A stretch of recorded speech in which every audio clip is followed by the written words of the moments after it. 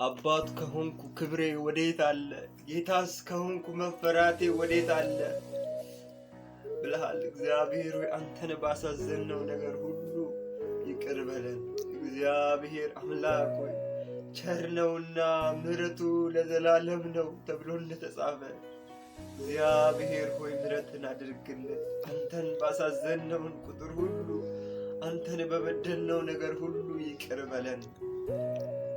በስሜ የተጠራው ሕዝቤ ሰውነታቸውን አዋርደው ቢጸልዩ ከክፉ መንገዳቸው ቢመለሱ በሰማይ ሆኜ ጸሎታቸውን እሰማለሁ ምድራቸውንም እፈውሳለሁ ብለሃል።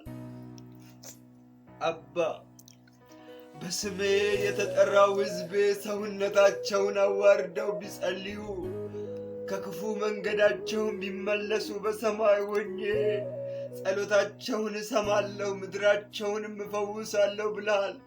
እግዚአብሔር አምላክ ሆይ ምሕረት ይብዛልን። እግዚአብሔር አባታችን ሆይ ይቅር በለን። አባት ከሆንኩ ክብሬ ወዴት አለ? ጌታስ ከሆንኩ መፈራቴ ወዴት አለ ብለሃል። እግዚአብሔር ሆይ እያወቅን በድፍረት በልምድ በምናየው በምንሰማው በምንናገረው በጣታችን በምንነካው በእግራችን ሄደን በምንቀመጥበት አንተን በሰጠን ነገር በድለንሃል፣ አሳዝነንሃል። እንደ ቤተሰብ እንደ ሀገር እንደ ግለሰብ አሳዝነንሃል። እግዚአብሔር ሆይ ምሕረት ይብዛልን። በትንቢተ ኢሳይያስ ምዕራፍ 59 ላይ ቃል ሲናገር በደላችሁ በእኔና በእናንተ መካከል ሰውሯል ተብሎ እንደተጻፈ እግዚአብሔር አምላክ ሆይ ምሕረት ይብዛልን። ኃጢአታችን ከአንተ ሰውሯልና እባክህን ይቅር በለን። አባ የልጁ የኢየሱስ ክርስቶስ ደም ከኃጢአት ሁሉ ያነጻናል ተብሎ እንደተጻፈ በፈሰሰው ደም በደላችንን የእናቶችን የአባቶችን የሕፃናትን እግዚአብሔር የሕዝባችንን ኃጢአት ሁሉ በኢየሱስ ደም እንድታስወግደው እንጸልያለን።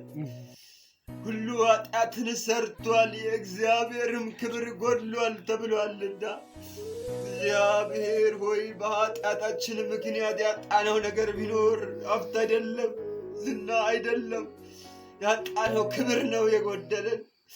እግዚአብሔር ሆይ ምሕረት ይብዛልን፣ በክብር እንደገና ሙላ። አቤቱ መልስን፣ እኛም እንመለሳለን። ዘመናችንን እንደ ቀድሞ አድስ። አቤቱ ወደ አንተ መልሰን፣ እኛም እንመለሳለን። ዘመናችንን እንደ ቀድሞ አድስ። መታደስ እንፈልጋለን። የጠወለገው የክርስትና ሕይወት እንደገና ይታደስ። የጸሎት ሕይወት እንደገና ይታደስ። የአምልኮ ሕይወት እንደገና ይታደስ። ለቃልህ ያለ ረሃብ እንደገና ይታደስ። ለአገልግሎት ያለ መሻት እንደገና ይታደስ። በወጣቶች፣ በሕፃናት፣ በአባቶች፣ በእናቶች ዘንድ የመንፈስ ቅዱስ ኃይል እንደገና ይንቀሳቀስ። እጅ በላያችን ላይ ትሁን። እግዚአብሔር ሆይ እንደገና በምሕረት እንደገና በቸርነት እንደገና በይቅርታ አስበን።